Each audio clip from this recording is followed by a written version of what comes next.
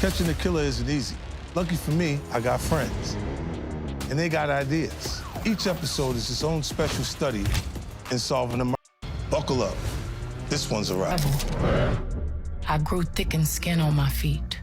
I bathed in bleach and plugged my menses with pages from the holy book, but still inside me. The same person that robbed me for like $500 for a session ended up being in the studio while I was there with the president of the label. In 2011, Jay-Z's longtime mistress, Kathy White, was laid into eternal rest after she was about to go public with her relationship with Jay-Z. The rumors about Jay-Z allegedly eliminating people on his way to the top have been floating around for a while. But now, 50 Cent's stirring the pot even more by hinting that Beyonce herself isn't as innocent as people think. And get this, 50 is now working on a new true crime docuseries about all the mysterious deaths and disappearances in the industry. And allegedly, some of the people he's planning to highlight are Beyonce's rivals or women Jay-Z's had ties to, like Blue Cantrell, Kathy White, and Aaliyah. And 50's not the only one making connections between these tragic stories and Beyonce. There have been people who've worked with the Carters making similar claims. Remember Beyonce's former drummer who said Beyonce practices black magic and extreme witchcraft? And don't forget Uncle Ron, Beyonce's former bodyguard, who claimed both Jay-Z and Beyonce were responsible for taking out multiple artists to climb to the top. Beyonce and Jay-Z will do anything to destroy anyone who speaks out against them. I know so much on how you got where you are, how you stepped on many people. Beyonce, how you guys ended Carrie Hilson's career.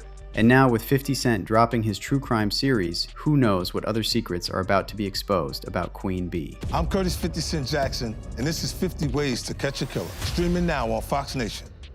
So in case you missed it, 50 Cent just landed a new true crime series over at Fox Nation, and it's called 50 Ways to Catch a Killer. According to Fox Nation, this new true crime series will be hosted and executive produced by 50 himself, with his production company G Unit Film and Television teaming up with Lionsgate Alternative Television. 50 also released a statement saying, "True crime is powerful because it's real cases, real people, and real justice. With this series, I want viewers to experience the intensity of these investigations and the relentless work it takes to uncover the truth. We're bringing these stories to life in a way that's both gripping and authentic." But here's where it gets messy. Insiders close to 50 are saying that some of the cases the series will focus on are the mysterious disappearances and unsolved deaths of people tied to the entertainment industry. And since we're talking about 50 here, you know he's about to stir the pot and take shots at his longtime enemies, Jay-Z and Beyonce. Now, some names that are supposedly going to be in the mix are women Beyonce allegedly saw as threats, or women that Jay was rumored to have been involved with. And one name that keeps popping up is Aaliyah. Fans have been calling for Aaliyah's case to be reopened for years, especially after all the shady details that started to surface, like the fact that Aaliyah was sedated and carried onto that plane against her will. And then Jaguar Wright came in, alleging that Jay-Z used Hype Williams to set up Aaliyah on that faulty plane.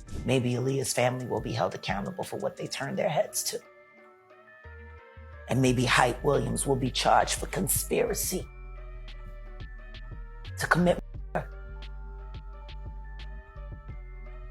It's time to talk, Hype. Now here's where 50 Cent gets even more tangled up in the Aaliyah drama. His best friend, Eminem. Apparently, M had a huge crush on Aaliyah back in the day, and he's always doubted the official story of how she passed away. And now with 50 getting into all these unsolved mysteries, you know he's going to drag this into the light. Alright, next on the list is Blue Cantrell, the woman Jay-Z was allegedly so obsessed with that people swear he named his first child after her. And Blue didn't just fade out quietly either. She basically disappeared from the industry out of nowhere, but not before claiming that someone tried to poison her. To give you some background, Blue came up in the late 90s doing background vocals for some major industry names, including Diddy. Her talent eventually landed her on L.A. Reid's radar, and after hearing her perform one of her own songs, he gave her a record deal. And everything was lining up for Blue, until it suddenly wasn't. In 2001, Blue dropped her debut album, So Blue, and it was a massive hit, even scoring her 2 Grammy nominations. Things were looking great, until the Jay-Z drama started brewing. Around this time, Blue allegedly got close to Jay, who had just started dating Beyonce. Meanwhile, Beyonce was starting to focus on her solo career, and by 2003, right when Blue released her second album, Bittersweet, Beyonce dropped her debut album, Dangerously in Love. And rumor has it, Beyonce not only felt threatened by Blue's rising stardom, but also suspected there might have been something more going on between Jay and Blue. Now, Blue later denied any romantic involvement, but when Wendy Williams asked her about it in an interview, she just gave that awkward laugh and said she couldn't really answer. Have you ever kissed Jay-Z romantically? No. No, I can't answer that. I can't answer that. Oh, she's touching him off the neck! Look! You see? Why do people not want to let the Jay-Z Blue Cantrell thing go? Because, honey, that was a fabulous little high point. And of course, Wendy didn't hold back. She then suggested that Jay probably chose Beyonce over Blue because Blue wasn't young enough for him, and he wanted someone more naive who'd be easier to control. I didn't think it would last, though. What, me and him? Yeah. Why? Because you're above 25. Why, he needs somebody younger than that? At the end of the day, yeah. Why do you say that? Because I think at the end of the day, a younger, less savvy to the ways of the world broad. Somebody a little bit more naive? You said it, not me. But then things got even messier when Beyonce and Jay-Z dropped the visuals for their 2003 joint Bonnie and Clyde, and Blue wasn't having it. She went straight to the public, claiming the whole aesthetic was copied from the promo she had already done for her track Round Up. But that still wasn't the end of the mess. In November 2002, Blue teamed up with Sean Paul and dropped Breathe. Fast forward just a few months, and here comes Beyonce with Baby Boy, also featuring Sean Paul. Now tell me why on that very track, Beyonce's singing Let Me Breathe. Coincidence? Maybe. But Blue was buying it. And once folks started connecting those dots, the conversation got real interesting. I was a fan of Sean Paul's Give Me the Light, and I said, you know, let's get this guy on the album before he really blows up, and everyone else is gonna want him on their song. And we got him first, and you know, he just... And then Blue decided to take it even further, and she threw out a warning to Beyonce in an interview, saying, maybe she's trying to do it to get press, but I want to make her understand. If she goes there with me, it's the wrong move. She needs to understand what she's doing and what she's getting into. And when asked why she thought Beyonce might be coming at her, Blue said, if she is being negative, she doesn't need to be, Blue said, because she's a beautiful girl. But if you have issues with your man, address it with the guy. Don't take it out on the girl. But fast forward to 2014, and that's when things went from messy to dark. In September 2014, Blue was seen roaming the streets of Santa Monica around 2 a.m. that someone had poisoned her with gas. Now, according to TMZ, the situation went on so long that witnesses got concerned enough to call the police. Authorities showed up, and Blue was ultimately taken to a nearby hospital for a medical evaluation. So after that scary situation, things really went left for Blue. She was dropped from her label, and from that point on, doors in the industry started slamming shut, and no one wanted to work with her. Now here's where the speculation kicks in. Some fans, and even a few folks who claim insider knowledge, started asking the uncomfortable question, did Jay-Z and Beyonce have anything to do with Blue's sudden fall off? Well, Jaguar Wright seems to think so. She's gone on record suggesting that artists who were once viewed as threats to the Carters often saw their careers derail or experienced serious personal struggles. Jaguar even brought up former Def Jam artist Eric Sermon, referencing a serious incident from the early 2000s that happened around the time Jay-Z released The Blueprint. Yeah, they said Eric jumped. I don't think he jumped. I think he had help. And then Jag directly addressed Blue Cantrell and begged her to speak up and expose what really happened behind the scenes. Blue. The first Blue. Not they daughter Blue. Blue Cantrell. You were singing, fool.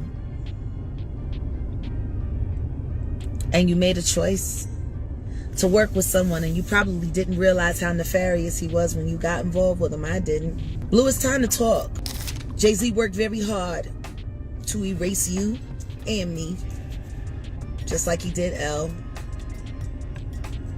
just like he did his relationship with R. Kelly, just like he did his relationship with Aaliyah. And last but not least, there's another name that often comes up when folks start revisiting these stories, Kathy White. She's another woman who was allegedly romantically linked to Jay-Z and whose life ended tragically. Now, according to Jaguar Wright, both Jay-Z and Diddy supposedly know far more about what really happened to Kathy than what's ever been made public. And Jaguar has gone as far as hinting that Kathy's case could be connected to a pattern involving alleged poisonings in the industry. What do you predict will happen next in the future? You know, it's like you see it before it happens. Kathy White's true killer is going to be unveiled. And it's not a man. And that woman died screaming.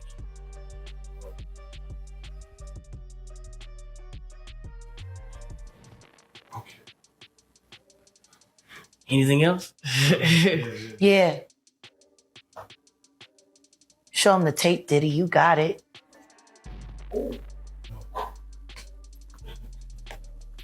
Oh, man, That might buy you a little time. You should probably stop looking for plastic surgeons. man. Looking for a new life, new face. We gonna hang you high. Jay-Z too. Beyonce too. And we gonna round up all the See, I love a good gay man.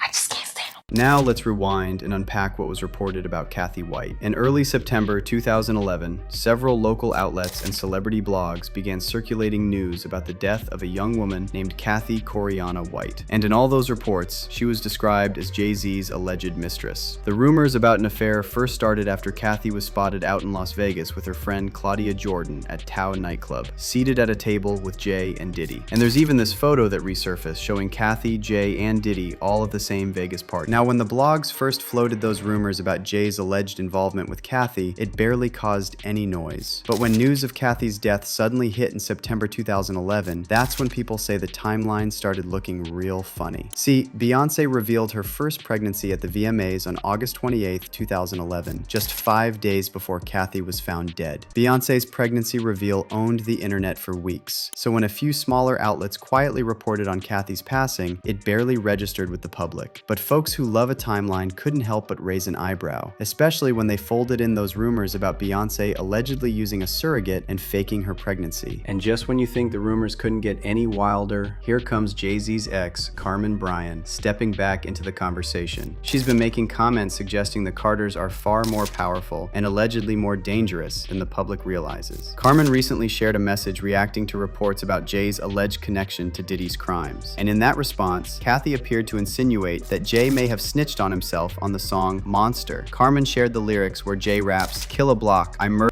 avenues, I grape and pillage your village, women and children." So at this point, fans are really hoping 50 Cent's true crime docuseries at least touches on some of these stories, because the coincidences are stacking up way too neatly to ignore. But what do you think? Are these situations just unfortunate coincidences? Or do you think Beyoncé and Jay-Z are really involved in something way darker than we can imagine? Drop your thoughts in the comments and I'll catch you in the next video.